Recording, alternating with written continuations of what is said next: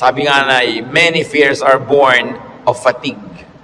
Pag ang isang tao ay sobra-sobra din namang pagod, ang isip niya nagkakaroon din ng mga kalungkutan at alalahanin. When you worry too much, baka wala ka masyadong tanim na mabuti at natatakot kang umani ng itinanim. Baka marami ka pang tanim na masama, kaya nag-aalala ka tuloy. Kasi kung marami kang itinanim na mabuti, nananabi ka sa pagdating ng bukas dahil baka mamunga na ang mga itinanim mo. Galatians 6:7, do not be deceived. God cannot be mocked. A man reaps what he sows. Hindi tayo pwedeng dapat magpadaya kung ano itinatanim daw ay inaani. Kaya kung nakapagtanim na tayo ng maraming hindi maganda sa buhay, it's time to uproot bad plants.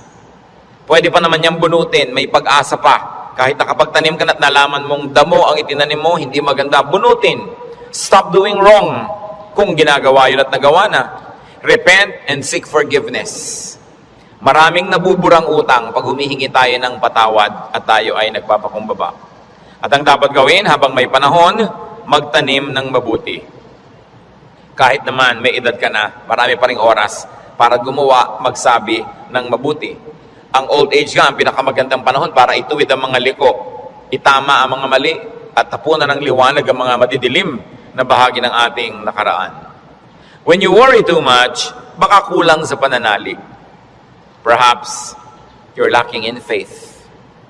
Sa Matthew 8:24-26, without warning, a furious storm came up on the lake so that the waves swept over the boat. But Jesus was sleeping. The disciples went and woke him, saying, Lord, save us. We're going to drown. He replied, you of little faith, why are you so afraid? Then he got up and rebuked the winds and the waves, and it was completely calm. Well, actually, rational naman at valid yung fear nila dahil malakas ang bagyo, sinasalanta ng bagyo at ng mga waves at mga alon at hangin yung kanilang sasakyang pangdagat. Hindi naman imposibleng matakot ka nun at hindi naman yun unreasonable. Pero nakita natin yung statement ng Panginoong Hesus dito. He equated fear with lack of faith. Kaya pag marami tayo mga takot at kinakatakutan, ang dapat nating siyasatin yung ating pananalig. We should check our faith. The more faith we have, the less fears. The more fears, it means the less faith. Sabi nga, faith is the assurance of things hoped for, the evidence of things not seen. And if you're assured and you have evidence of God's goodness through faith, you will be much, much less prone to worry. Kaya si Pedro, nung pinalakad ng Panginoon sa tubig, nung siya'y nag-alala, natakot, siya'y lumubog. Matthew 14:29-31, come, he said. Then Peter got out of the boat, walked on the water, and came toward Jesus. But when he saw the wind, he was afraid, and beginning to sink, cried out, Lord, save me. Immediately Jesus reached out his hand and caught him. You of little faith, why did you doubt? In both cases, yung lulubog na bangka at lulubog na Pedro, pareho silang sumigaw, Lord, iligtas niyo po ako o iligtas niyo kami. At sila naman ay sinagip ng Panginoon at muling napanatag. So nakikita natin, pwedeng mangyari na mag-alala tayo, pwede tayong malibang na manghina ang pananalig, pero pag nararamdaman na natin yun, na tayo ay tinatalo na ng takot, magpaligtas kay Jesus, manalangin, tumawag, dahil yung example, nakita natin, ang tumatawag sa Panginoon, sinasagip niya. Kaya kung minsan nakakalimot tayong manalig, nakikita mong ninenervyos ka na pala, takot na ang naghahari sa iyong buhay, pangamba, anxiety, even panic, remember Jesus and call upon Him. Siyempre, nakakapanik yung lumulubog ka sa tubig. Tulad ng panik ng maraming taong iba't ibang korte at hugis at kulay, but the Lord is still Savior of all our worries and Savior from all our concerns. When you worry too much and you think that your faith is a problem, then ask for more faith. Humingi. Kuminsan ang ating mga panalangin parang grocery list, shopping list. Hingi nito, hingi nun. Maganda idagdag dyan yung bagay na hindi material. Humingi ka ng karagdagang pananalig, tibay ng pananalig, sapagkat yung taong may tibay ng pananalig, kahit anong bagyo ang dumating, kahit anong warning at signal ang marinig, hindi siya nababagabag. Mag-alala man, konti lang. Hindi siya natatalo at hindi siya nasasakal ng takot. Kaya ang sabi ng mga apostles sa Luke 17:5, increase our faith. Yan ang panalangin nila sa Panginoong Jesus. Sapagkat napatunayang kulang ang pananalig nila, ang diningin nila, dagdagan yon. It is very important for us to practice faith. Habang ito'y pinapractice mo, you put it to use, lalong tumitibay, lalong lumalalim ang ating pananalig. Kung tayo mapag-alala, baka kulang sa kaalaman sa mga pangako at salita ng Diyos. Kung alam kasi natin ang mga pangako at salita ng Diyos, halos lahat ng concern natin covered. And I dare believe every concern is covered. Nung nananalangin itong sa Solomon, sa Panginoong Diyos, masdan natin ang kanyang paggunita sa mga pangako ng Diyos sa langit. 1 Kings 8:25. Now, Lord, God of Israel, keep for your servant David, my father, the promises you made to him when you said, you shall never fail to have a man to sit before me on the throne of Israel. If only your sons are careful in all they do to walk before me as you have done. And now, O God of Israel, let your word that you promised your servant David, my father, come true. Malakas ang loob nitong Solomon na humingi sa Diyos sapagkat alam niya ang pangako ng Diyos sa kanyang tatay na si David. Kaya sabi niya, yung mga ipinangako niyo po sa ama ko, tuparin niyo, O Diyos. At pagka ang Diyos ay nilalapitan natin, na ang daladala natin ay yung pangako niya mismo at salita niya, ay nakakatiyak tayo na yun ay i-honor. Because God will always honor His word. Solomon, knowledgeable of God's promises to his father, claims it. So it's important for us, bago dumating ang worry, bago dumating ang fear, to know, then to claim and apply God's provision. Hindi kung kailan ka na nag-aalala at natatakot, doon ka pa maghahanap at mag-aaral, baka sa kalituhan mo, wala kang makita. Kaya mahalaga, mag-aral na agad. Sa uluhin ng mga salita ng Diyos, at i-quote sa sarili mo, i-quote sa pinoproblema mo, ang mga pangako niya. Bagamat kung hindi mo yung nagawa at may problema ka na, tagahanap ka pa rin, kapakipakinabang pa rin yun. Pero tiyak na kapakipakinabang lalo kung ginagawa natin before the need arises. Psalm 119 verse 50, sa lahat po ng mga nagdurusa, nahihirapan, memoryahin nyo itong verse na to, alalahanin, gunitain, anumang wika. My comfort in my suffering is this: your promise preserves my life. 5 very big words here. Suffering. Namnamin natin ang Psalm 19:50, sabi, my comfort is my suffering. So unang-una, suffering. Pagka atin pong inalala yan, there is suffering. We all go through suffering. Pero sabi niya, my comfort in my suffering. Bawat suffering, bawat pagdurusa, may kakambal na ginhawa. May kakambal na pampalubag loob, pampalakas ng loob. Sa niya, my comfort in my suffering is this: your promise preserves my life. So, ang pangako ng Diyos, ang ginhawa ng mga nahihirapan, at ang salita ng Diyos ang nagpapalawig, nagpapahaba ng buhay ng tao. Kaya napakahalaga na alam niya ang mga pangako ng Diyos. Kung alam natin ang mga dealings ng Panginoon sa mga taong ang buhay ay nasa Biblia, nakita natin ang mga pinayagan ng Panginoon na hirap, at kung paano sa kahalos kaduluduluhan ay biglang darating ang rescue, biglang darating ang tulong, dahil mayroong dahilan ng Diyos. At ngayon, hindi lang nailigtas yung mga tao na yon, nagiging huwaran pa natin na maging tularan natin sila, ang kanilang pananalig at ang kanilang pagkapit sa Diyos, lalo't lalo may mamabigat na mga suliranin. Psalm 119, 116, sustain me according to your promise, and I will live. Do not let my hopes be dashed.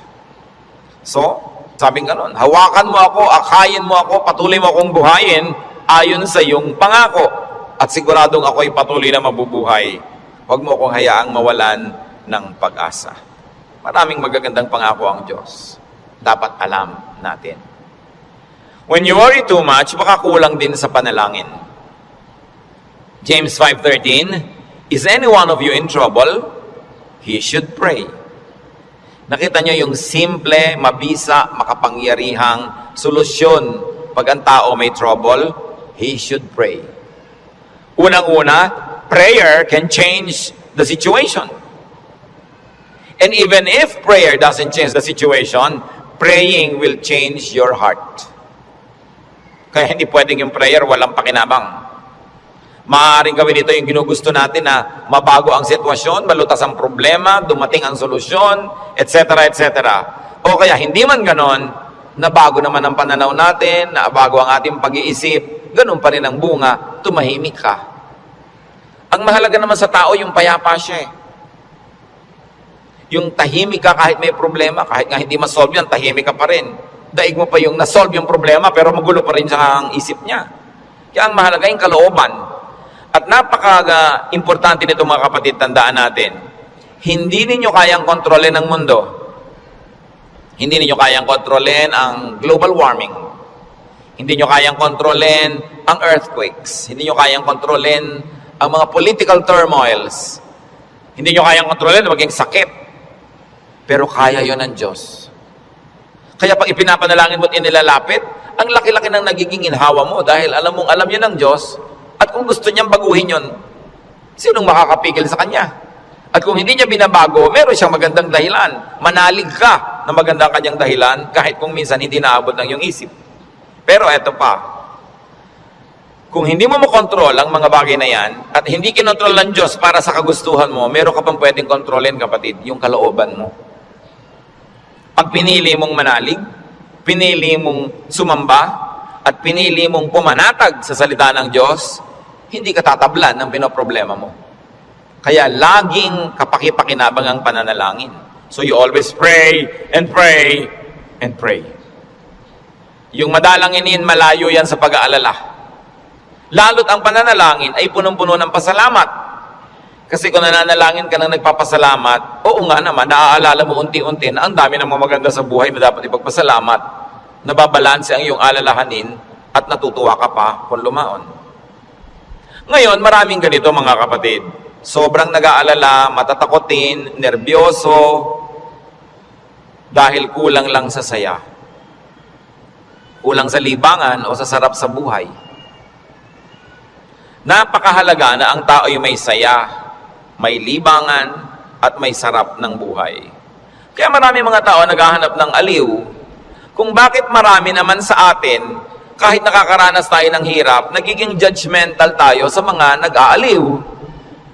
Ano naman ang sama sa mag-aliw? Kung hindi mo ninanakaw ang yung aliw, wala kang pinapatay, wala kang ginagawa ng masama. Kaya pag tumatanda na ang tao, marami dyan nagkakaroon ng diversyon. Alam nyo, yung may diversyon, napakalaking blessing yan. Kasi ang daming alalahanin. Pag tumatanda ka na, nararamdaman mo na yung mga kasukasuan mo, ayaw na masyadong tumiklop o bumuka ang mga tuhod mo at mga braso. Nararamdaman mo nang mahihiluhin ka, halimbawa, lumalabo ang iyong mata, dumadami ang iyong mga sakit, at kumukonti, usually ang iyong pera. Bihira naman yung papayaman, papadami pera, no? Kadalasan papaubos, nawawala ng hanap buhay, nagre-retire. Tapos ang mga mahal mo sa buhay na uubos na. Ang lahat ng mga tiyo mo, magulang, ubos na, parang yung kayo na lang na magkakapatid ang next in line. No? Dati may mga matatanda kang tinitingnan, pinagmamanuhan. Ngayon, wala na, ikaw na lang lagi ang pinagmamanuhan. So inisip mo, ako na kaya next. Yung lampas ka na sa alas 12 tanghali ng buhay, yung mga nasa alas 3, alas 4:30 ka na, alam mo yun na malapit akong humarap sa mga katotohanan. Alam niyo yung mga ganon, sobrang magbigay ng alalahanin. At hindi naiintindihan nyo ng mga tao na hindi pa nakakaranas noon. Kaya marami sa ganong edad, mga past 50, kung kailan pa nagkaroon ng ganong edad, machichismis pa, ang bata-bata naman ang boyfriend ni Kumare. Kung biyuda naman siya, ano? Diba? Kung bata ang boyfriend niya, naiinggit ka. Diba? Ang bata-bata naman ang girlfriend ni ganon, kung biyudo naman siya o wala naman siyang asawa, ano naman ngayon? If there are 2 less lonely people in the world. Do not be judgmental sa mga tao naghahanap ng saya. Kasi kadalasan, yung saya mo na lang ang nagtatawid sa'yo sa dilim ng gabi. Yung konting saya mo na lang ang nagbibigay sa'yo ng dahilan para mabuhay pa uli, para bukas o next week. Yung konting libangan mo ang nagbibigay sa'yo ng liwanag sa otherwise, ang dami-dami mo mga alalahanin sa buhay. Hindi dapat silang ginajudge. Pag may nakikita kang dalawang taong magkasama, kaya hindi sila magkaedad, Ang tanda-tanda naman ng boyfriend niya. Baka naman kulang siya sa pag-ibig ng magulang nung araw. Mabuti nakakuha na ng husband, meron pang tatay. Kung minsan bonus, may lolo pa. Inggit ka. Di ba? Kung minsan naman, bakit kaya ang bata-bata nang nagugustuhan ito may edad na siya? Kung puro kapwa matanda niya ang nakikita, ang pinag-uusapan laging arthritis, blood pressure, blood sugar, mga katarata, glaucoma, nakaka-depress. Kaya kung minsan masarap kasama yung bata na walang iniisip na mga alalahanin, puro happening at gimmick ang naiisip, nalilimutan mo mga problema mo. At yung problemang hindi nasosolve, malaking bagay kung nalilimutan man lang kahit sandali. Because you keep your sanity and you keep your cheerfulness. Mga kapatid, huwag kayong killjoy sa mga taong humahanap ng ligaya kasi hindi nyo naman papaligayahin Halimbawa, yung nanay niyong byuda, may boyfriend. Mano, byuda naman. Bakit sasamahan mo pa siya pag gusto niyang manood ng TV? Sasamahan mo pa siyang manood ng sunset? Hindi rin naman, busy ka rin sa sarili mong asawa at mga anak. Tapos pinagkakaitan mo yung nanay mo, yung tatay mo ng kaligayahan. Ang mga tao kasi maraming dala, maraming problema. Matuwa tayo pag nakakakita sila ng konting itinatawid sila sa ganong mga hirap. Pasalamat ka na hindi na nga ikaw ang magtatawid at hindi na ikaw yung kailangang laging nandoon. People have needs. Kaya kailangang maging maunawain. Kaya kung marami tayong mga alalahanin, baka kulang ka lang sa entertainment. Hindi naman masama yung entertainment basta wala kang binibreak na law of God. Kumisa kasi yung mga relihiyoso kung bakit galit na galit sa mga tao. Hoy, alam mo, Christian na Christian si nakita ko siyang nagbingo. Kung lumigaya ba siya, hindi naman ninakaw sa iyo yung pantaya. No? So, marami magtatanong niya sa akin and marami will feel uncomfortable but lalo yung mga may edad na nating mga nanay, mga tatay, kung ikaliligaya nila, diba? Kakausapin mo ba yan sa haba ng mga kwento? Hindi naman lagi. Basta't walang nananakawan at hindi ka naman naghahangad, gusto mo lang malibang. Kung gusto ng Panginoon, tayo ay magkaroon ng buhay na masaya. Si Elijah, propetang-propeta, natalo ng lungkot, gusto tuloy mamatay. 1 Kings 19:3-5. Elijah was afraid and ran for his life. When he came to Beersheba in Judah, he left his servant there, while he himself went a day's journey into the desert. He came to a broom tree, sat down under it, and prayed that he might die. I have had enough, Lord, he said. Take my life. I am no better than my ancestors. Then he lay down under the tree and fell asleep. Nakita niyo ang problema niya, natatakot siya, nagtatakbo siya, napagod, tapos iniwan pa niya yung assistant niyang lalaki, nag-isa siya maghapon, magdamag, sobrang nalungkot, na-depressed tuloy, pinaghahalo-halong gutom, pagod, gusto tuloy mamatay. Pero nung ginising ng anghel, pinakain, pinainom, pinatulog uli, ginising, pinakain, pinainom, pinatulog uli. Sumaya na naman, tuloy na naman ang ministry niya. Mahalaga, nakakatawid ka sa difficult days. Ecclesiastes 2:24, a man can do nothing better than to eat and drink and find satisfaction in his work. This too I see is from the hand of God. Nakita nyo, mapaka-halaga kay Solomon i-emphasize na sabi niya, yung pagkain, pag-inom, pagsasaya, galing din yan sa Diyos. Bakit niya idinidiin? Kasi akala ng iba, ang galing lang sa Diyos, tinik, krus, pasakit, kalbaryo. Ganun. Kung kailangang danasin yon, danasin. Pero hindi laging ganun ang kalooban ng Panginoon. Gusto niya tayo na mag-enjoy. At sinabi, to find satisfaction in all His work. Not in somebody else's work, not in somebody else's fruits, but in someone's work. In other words, kung nasan ka ko, anong ginagawa mo, doon ka umimbento ng saya. Doon ka humanap ng ikaliligaya mo. Sapagkat yun ang doable, yun ang reachable. Ecclesiastes 3:13, that everyone may eat and drink and find satisfaction in all his toil. This is the gift of God. Gusto ng Diyos, pag kumakain ka, masaya ka. Umiinom ka, na-enjoy mo yung iniinom mo. May ginagawa ka, hindi ka nagdadabog, natutuwa ka sa ginagawa mo. Ang payo pa ni Solomon, Ecclesiastes 9:8, always be clothed in white and always anoint your head with oil. Baka naman bukas sa kaputi na kayo lahat. Yung puti kasi is associated with linen sa Israel at sa mga disyertong bansa tulad ng Egypt, kaya lahat ng mga nobles laging naka-white, naka-linen. Ibig sabihin kasi, comfortable and beautiful. So ang sinasabi ni Solomon, be comfortable, have pleasure, and enjoy beauty, even in what you wear. Sa dami ng lungkot ng mundo, pag may konting saya na pwede mong kunin sa hangin, kunin mo. Pag may konting kaligayahan, kunin mo. Kasi maraming kalungkutan na hindi mo pwedeng iwasan. Mabuti na yung marami kang deposit sa alkansya ng saya, para pag may panahon ng pagdurusa, may madukot kang saya, pampalakas sa mga araw na malungkot ka. Kaya kung may pagkakataong sumaya, magpakasaya ka. May pagkakataong gandahan ng environment, gandahan mo kasi kung minsan napipilitan kang tumingin sa hindi maganda. Meron kang pagkakataong guminhawa, pag ginhawahin mo. Kasi maraming beses hindi ka maginhawa at wala kang magagawa tungkol doon.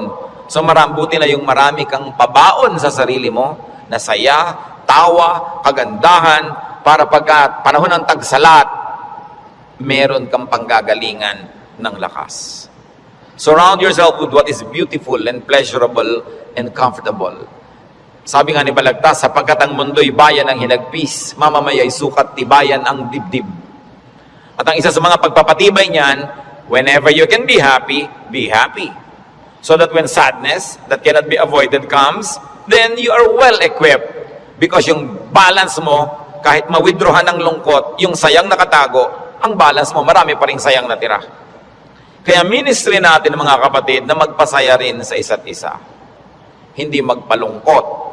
Hindi may nagsasaya, maiinis ka. May nagkakakanta ng I did it my way, babarilin mo. No? Hayaan mo siya magkakanta. Alam mo ba kung anong problema niya sa buhay? Baka kailangan niya ang kidney transplant. Baka yung asawa niya may cancer.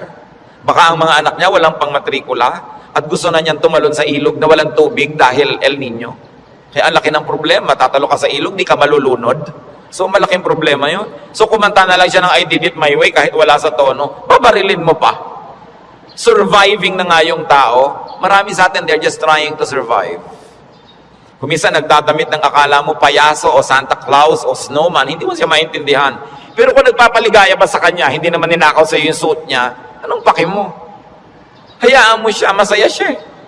Hindi natin dapat ginadjudge yung kapwa according to our standard. Ako, hindi ko isusuot yan. Eh siguro, kontento ka sa buhay mo ngayon, masaya ka. Iba ka may hinahanap siyang ligaya na hindi mo naman ibibigay.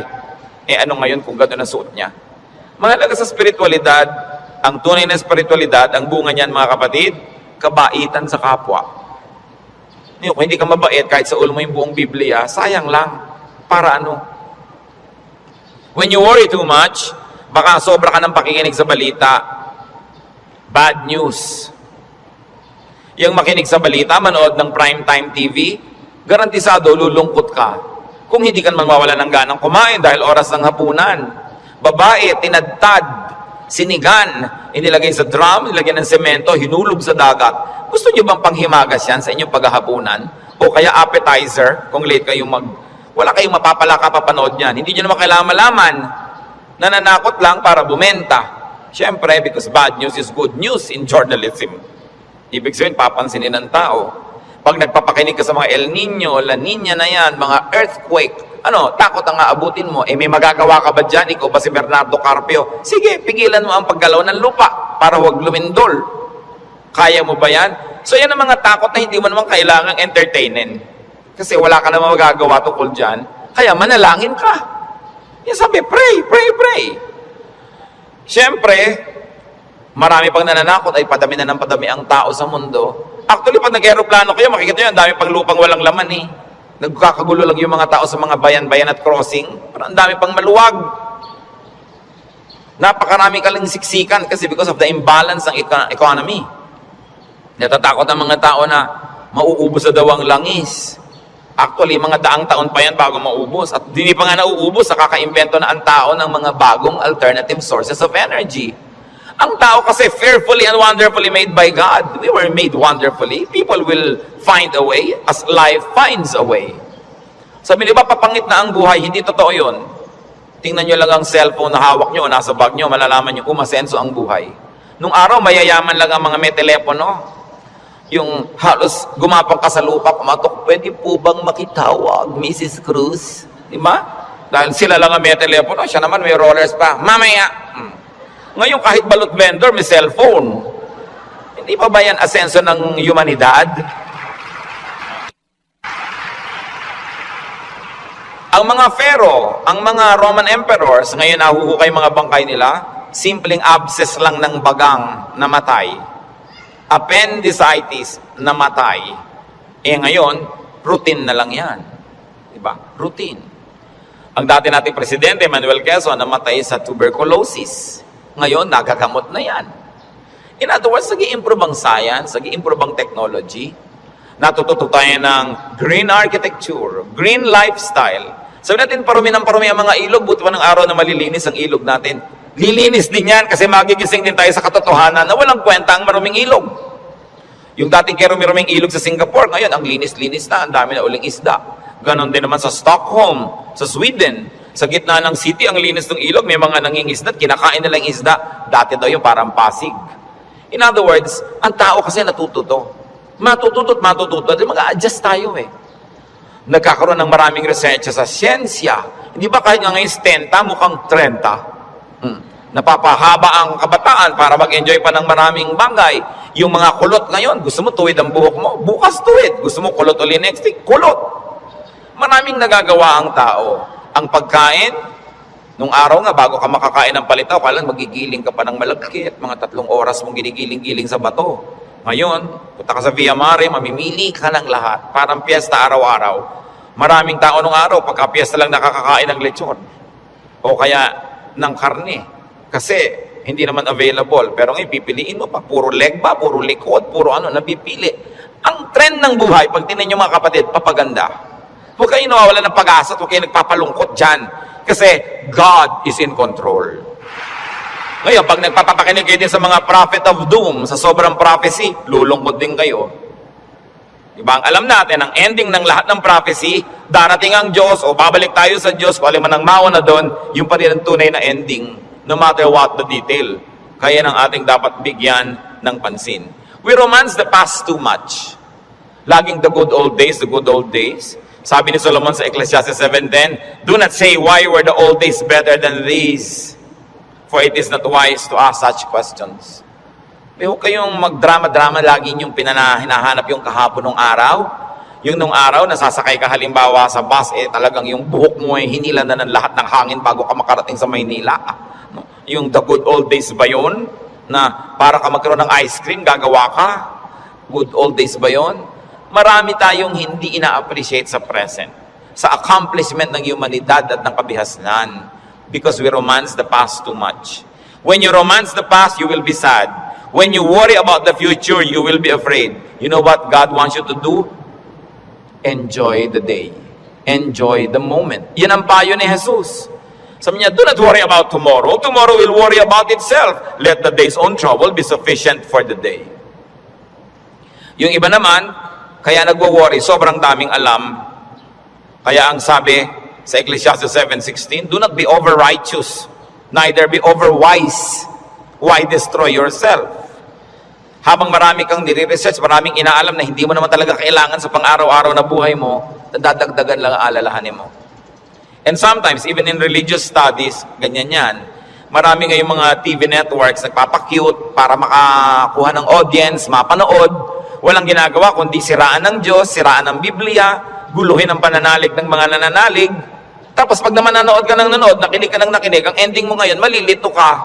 Hindi ka ngayon makatulog. Anong bunga nun sa'yo? So huwag mo nalang panoorin. Tahimik ang pananalig mo.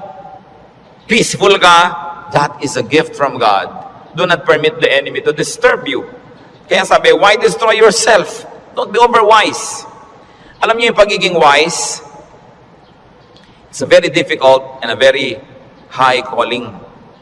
Kaya mga tinatawag ng Diyos na maging mga philosopher, maging mga prophets, maging mga mangangaral, mahirap yun.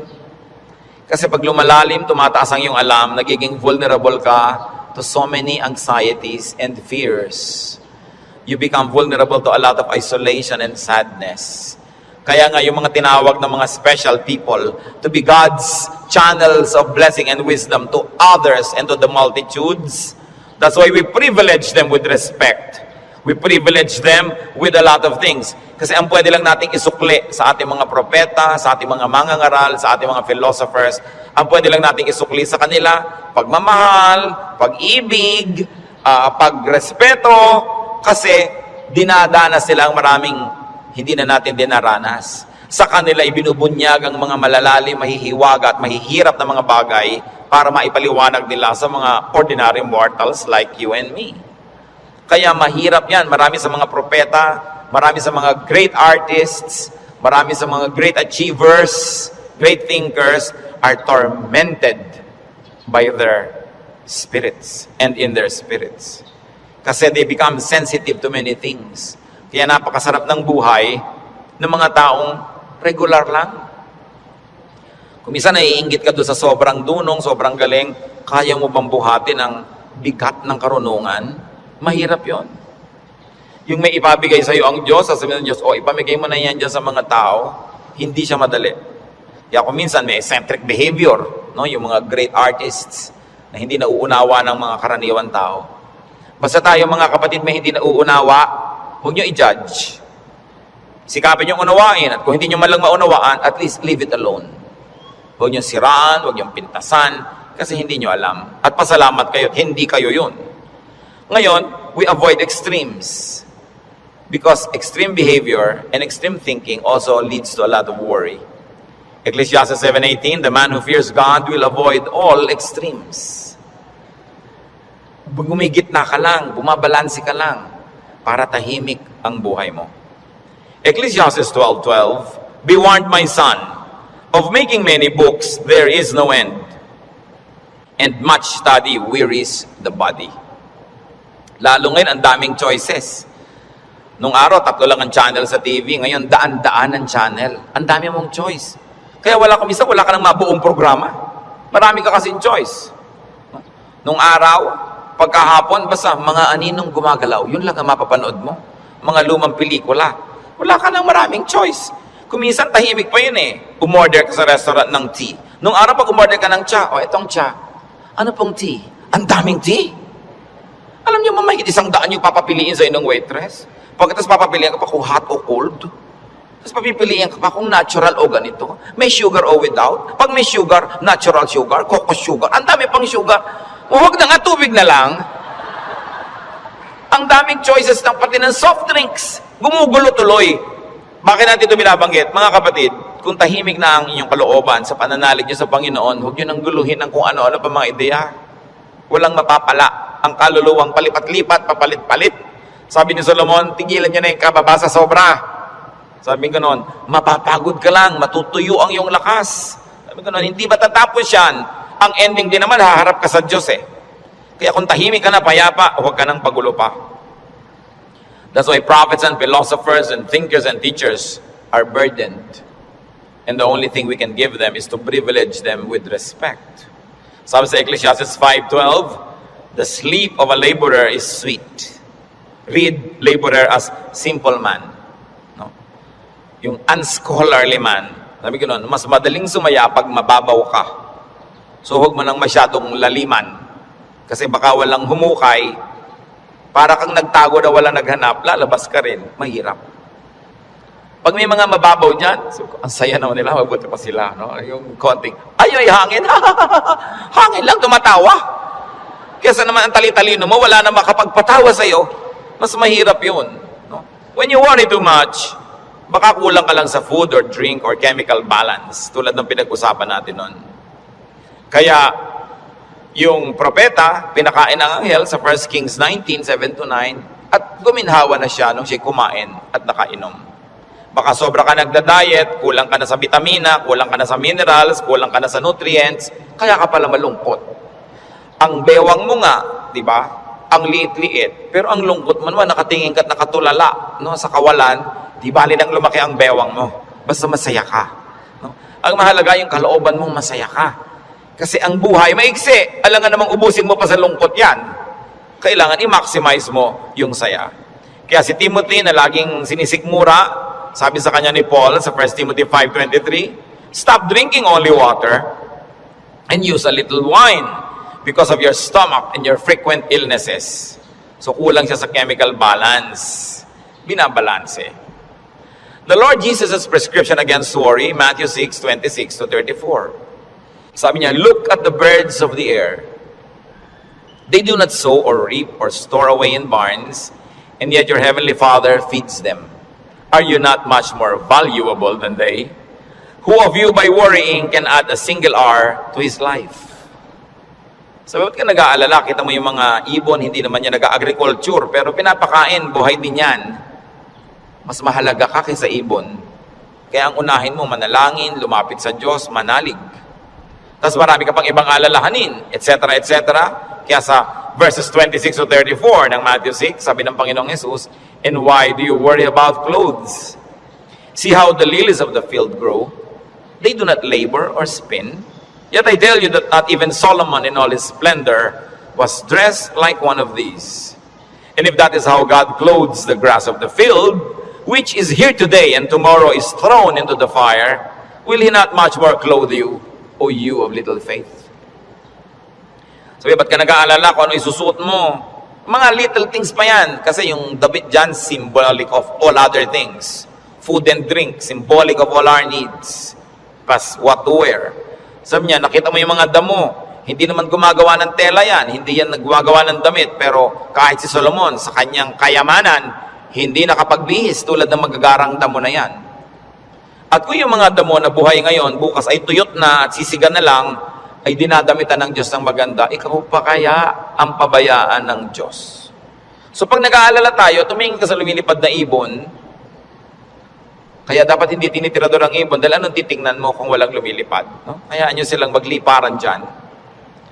At tumingin ka sa damo na maganda, tumingin ka sa isda na maganda, tumingin ka sa lahat ng magagandang likha ng Diyos, ikaw pa kaya ang hindi alagaan?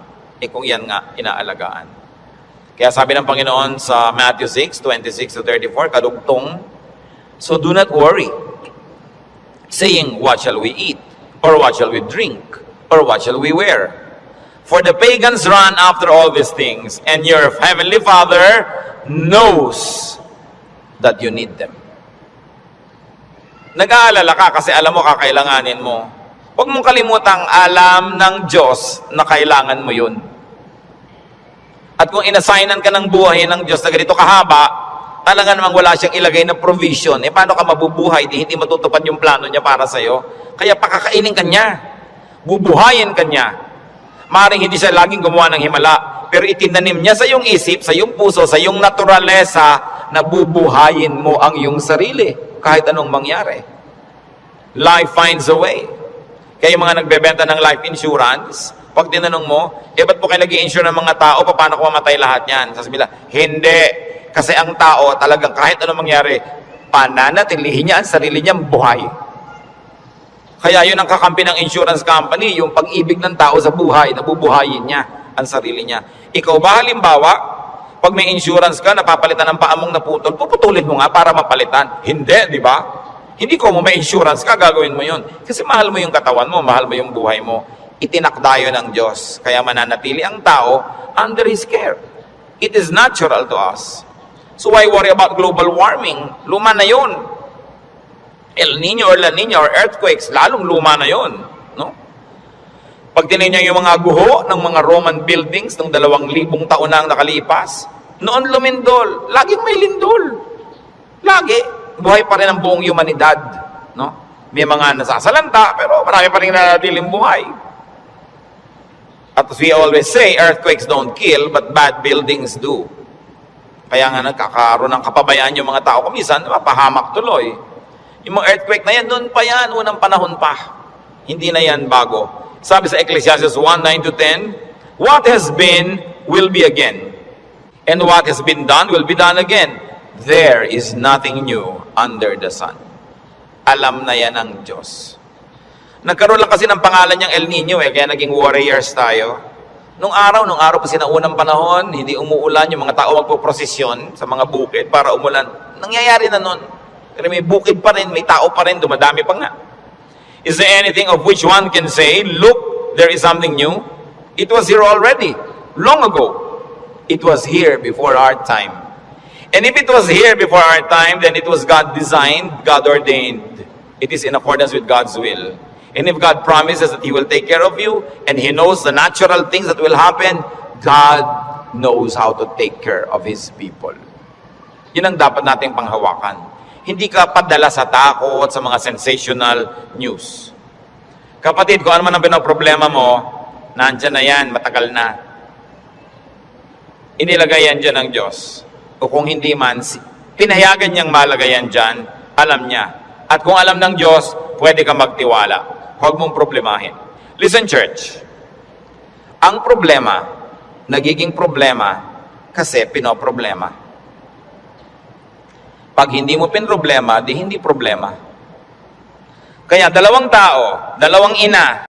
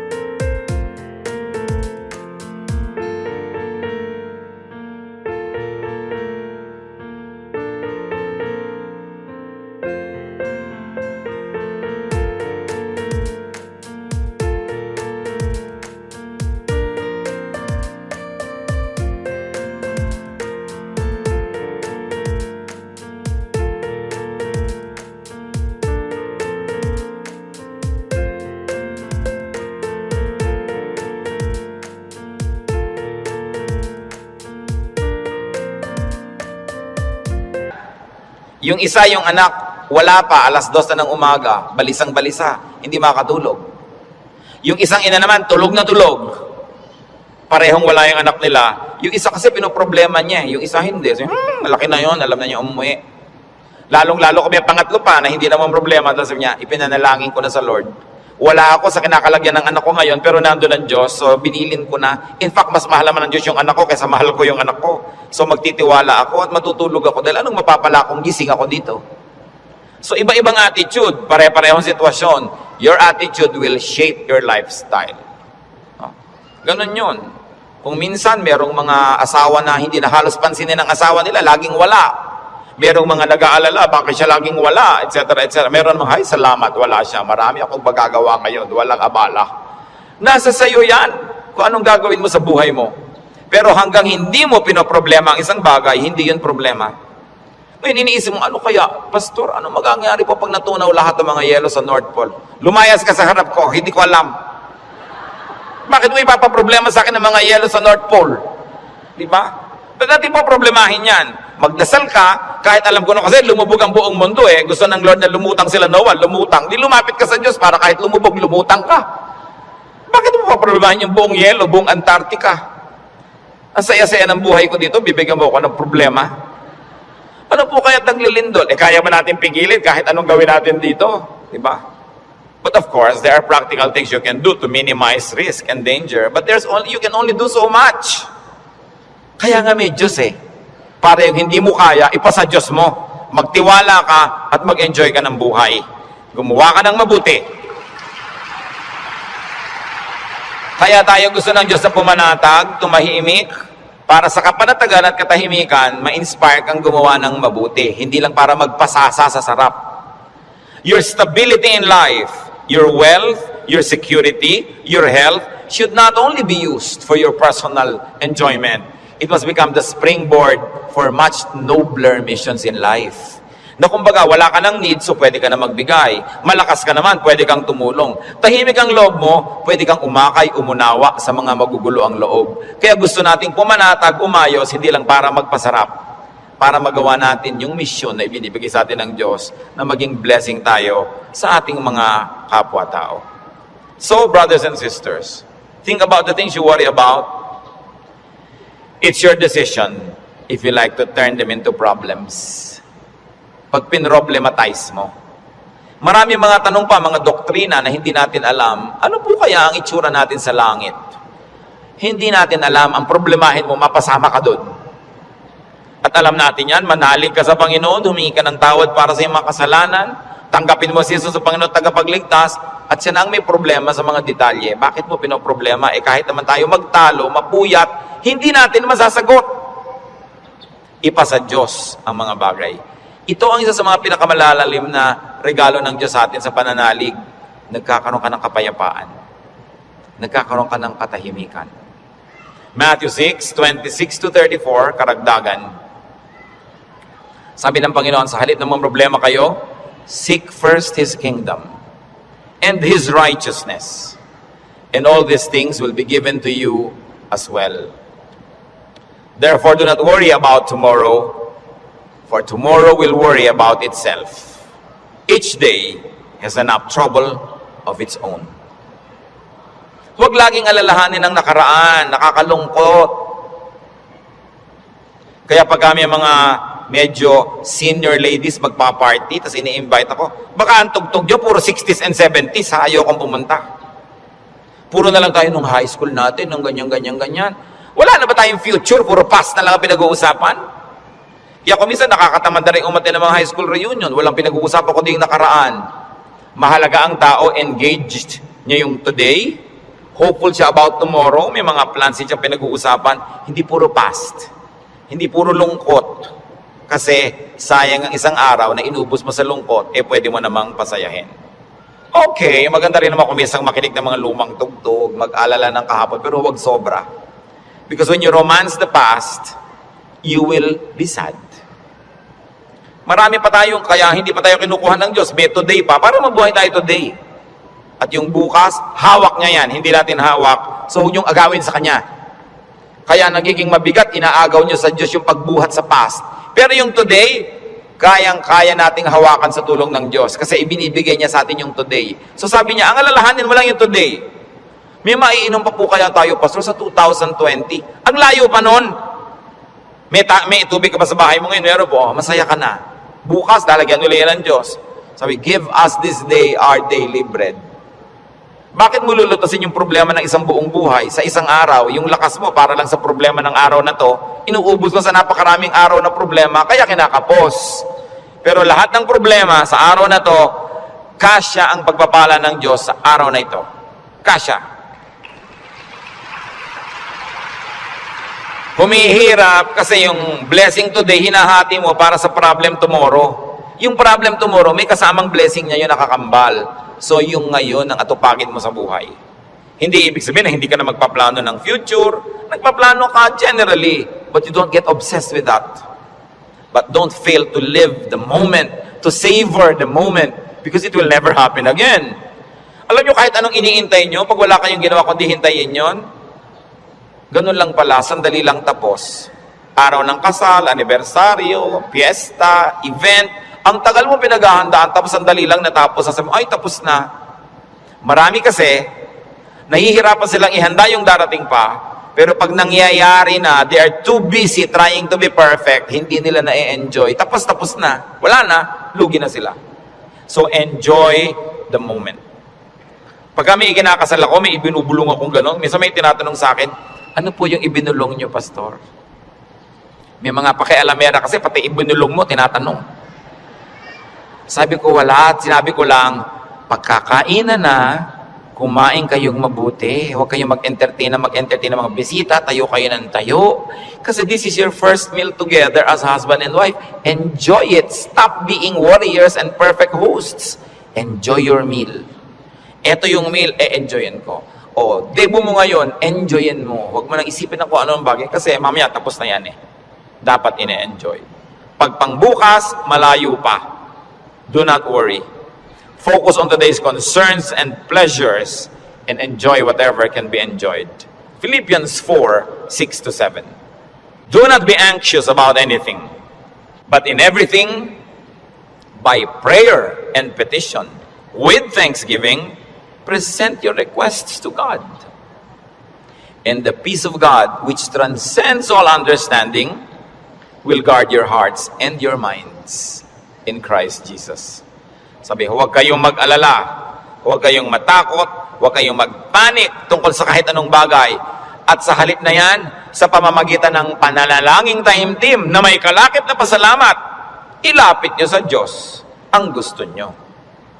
Sabi niya, at makikita nyo, yung kapayapaan ng Diyos na mahirap unawain, imposibleng makamit, mararamdaman ninyo, and you will feel secure. So pagka nagkikita yung anxious, mga kapatid, nag-aalala, anong dapat gawin? Pray. With thanksgiving. Hindi lang prayer, puro request. May thanksgiving. Kasi nga, habang naaalala mo yung pagpapasalamat mo, naaalala mo, oo nga naman, maraming maganda sa buhay. Pati ikaw, nababago. Don't be anxious about anything. So do not problematize life in its details. And 1 Peter 5:7 is so very, very powerful. Cast all your anxiety on Him because He cares for you. Sabi, ibigay nyo kay Kristo ang inyong mga alalahanin. Kasi Lord, nag-aalala po ako tungkol sa buhay ko, nag-aalala ako tungkol sa impyerno, nagpapaalala ako tungkol sa buhay na walang hanggan, sa kabilang buhay, nag-aalala ako tungkol sa kakainin ko, sa ganito, sa ganon. Sabi ni Jesus, binayaran ko na yan sa cross, bakit inaalala mo pa? Bayad na yan ha. Kaya sabi, cast all your anxiety on Him. Kasi bayad na. Ipapaalala sa ni Jesus, huwag mo nang problemahin, tapos na yan. Binayaran na. Kaya nga ako nagdugo.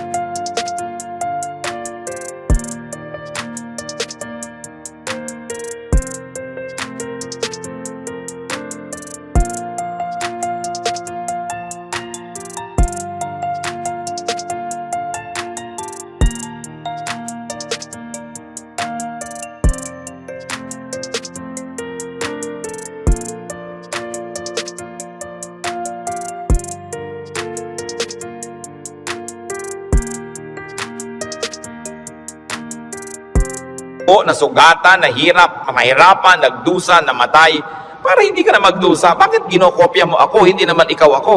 Ba't ka naman problema? Problema ko yan. Kaya nga si Jesus, Savior. He is Savior. He is Lord. Lord over all our problems and cares. Kaya sabi ng Ecclesiastes 11:10, so then, banish anxiety from your heart and cast off the troubles of your body, for youth and vigor are meaningless. Sabi, palayasin mo, iwagwag mo ang mga problema mo. Kaya ang laki ng gawa ng word na word, banish. Hindi lang sinabing remove, banish anxiety. And this word anxiety in its original word and language is the same as the clinical word now for anxiety. Yung halos masiraan ka ng bait sa pag-aalala, sa takot, sa panic, sa nervyos. Sabi, iwagwag mo yan, tanggalin mo yan. Hindi yan bagay sa mga anak ng Diyos. Do what it takes para matanggal yan. Kaya yung mga sinabi natin, maghanap ka ng ligaya, manalangin ka, get busy, alisin mo ang dapat mong alisin, palitan mo ang iyong mga pag-alala ng panalangin, ng kapayapaan, ng pananalig. Bakit? 1 John 4:3, the one who is in you is greater than the one who is in the world. God who lives in you is greater than the spirit that scares you. Kaya napakahalaga na isipin yan, yes, I am a winner because Jesus Christ is a winner. Matthew 10:29-31, sabi ng Panginoon, are not two sparrows sold for a penny? Yet not one of them will fall to the ground apart from the will of your Father. And even the very hairs of your head are all numbered. So don't be afraid. You are worth more than many sparrows. Yung maliliit na ibon sa Israel, ang mura-mura, dalawa nun, isang